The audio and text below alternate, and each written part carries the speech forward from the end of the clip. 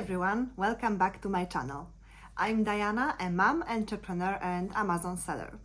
And today I'm sharing with you 10 things that you need to know before starting an online business. I've built multiple online businesses over the years.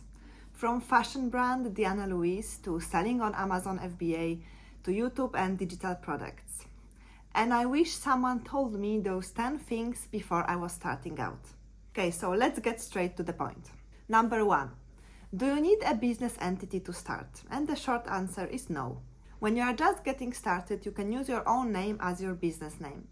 This means that you are a sole proprietor, which means that at the end of the year, you can report your profits on your personal income tax report.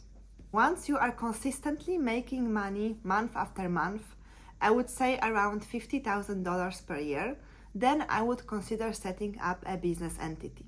For most entrepreneurs, the easiest and the most flexible is a single member LLC. It's simple to set up, it protects you legally, and it can give you significant tax benefits. Number 2, taxes. Yes, you still need to pay them. Online business does not mean tax-free. If you don't have an LLC yet, then you just report your profits on your personal tax report at the end of the year as other income. If you do have LLC, then you file for your business. And there are advantages to that, because you can write off expenses like software, like marketing, like accounting, or maybe some courses, office supplies, maybe part of your home as office, and a lot more. Remember, I'm not a tax advisor. This is not financial advice or tax advice. You need to speak to your own tax advisor. Number 3, know the difference between passive and active online businesses. And that's very important. So when I was first starting out with my fashion brand, actually the fashion brand that I created was very active. I had to create the collections like twice a year. I had to do all the social media, I had to pack the orders, so it was very, very active. Now with Amazon FBA, it's a very passive income. I don't have to ship the products on my own. I can just order inventory, I can just set up pay-per-click ads, and that's actually it. So some businesses bring amazing profit with very little day-to-day work. Others bring similar profit but require you to constantly work on a business on a day-to-day basis. For example, affiliate marketing can be a very low daily workload business if you set up it correctly at the beginning. So when choosing a business model, ask yourself, what does a day-to-day workload for that business look like? One thing to notice here, there is no such thing as a totally passive business. The only passive income that you can get is when you invest in stocks and you get dividends. That's totally passive, okay? But regarding a business, there are businesses that are more passive than others. But in my opinion, the real passive income is when you invest in stocks and get dividends. Number 4, startup costs vary a lot. So some online business models have nearly zero startup costs. I say nearly because in my opinion, there's no such a business model where you have zero startup costs. You still need to invest in some software at the beginning, even for building a website. But there are businesses that have very low startup costs, like for example, affiliate marketing, or maybe print on demand or content creation. Other businesses like Amazon FBA will require from you more money. For example, at least $4,000 to $5,000 to start to buy inventory and to invest in pay-per-click ads. So there is not a best model. There is not a model where you can invest zero and then you suddenly start making $10,000 a month. It's not real. Just understand what you are getting into financially before you commit. Number 5, ongoing costs matter. So a lot of people only look at startup costs, but there are actually ongoing costs that you need to take into the consideration.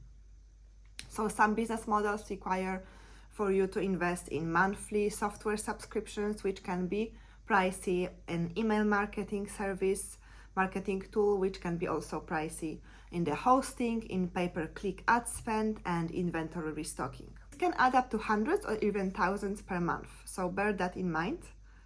that you also need to account for the ongoing costs for each business model. So before you choose a business model, go on Google and ask ongoing cost for and the type of business model. Number 6, competition, especially with AI now. So this is a big one because some business models have exploded in popularity because of the AI, which makes them easier. For example, content writing, drop shipping, or simple print-on-demand designs. This means that there is more competition in those niches. So try business models that AI can't replace you, okay, or can't replace you fully. Good example is, for example, YouTube, because you still need to record those videos and show yourself on camera, and AI cannot completely replace that for now. Personality, real experience, and authenticity matter on YouTube. And AI can't replace your story. Number 7, time frame to profit. So in some businesses, you can make money within days, in others it's within months. So for example, with print on demand, it can be in the same month when you start, so in just 1 month. In affiliate marketing, it can be in a few days, depending on how big your email list is, for example. In Amazon FBA, it can be from 3 to 6 months. In service businesses, it varies depending on a service business.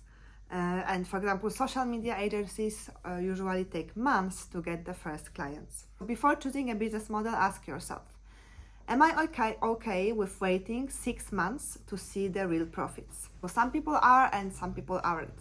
Number 8, how do you get paid in that business model? So depending on a business model, they pay differently.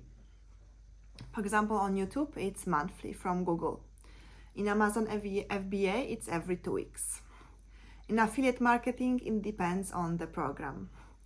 And in print on demand, it also varies by the platform. Digital products have instant payouts, and some service businesses require you to make an invoice, and then the client can have like 14 days or 30 days to make a payment. It's worth knowing this upfront, especially if you require a certain cash flow timeline. Number 9 is that you don't have to start from scratch. This one surprises a lot of people.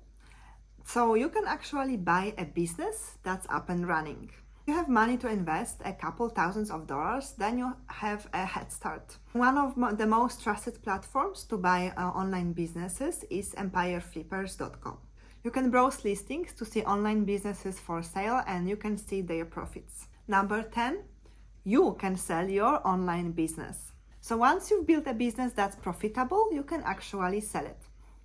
And online businesses typically sell for 40 times monthly net profit. So if a business make like $10,000 per month, you can sell it for $400,000 per month. This is something almost no one thinks when starting out, but this is a huge long-term opportunity with an online business. I hope those 10 things gave you clarity and confidence before starting your own online business. If you want me to make a part 2, like going deeper into some of those topics, just let me know in the comments. If you like this video, please give me a thumbs up and also subscribe to my channel. I post videos about selling on Amazon, how to start online business, and also some motivational and mindset videos. And if you want to start your own Amazon FBA journey, I have a free tutorial series especially for beginners, and you can find the link in the description. Thank you. Bye.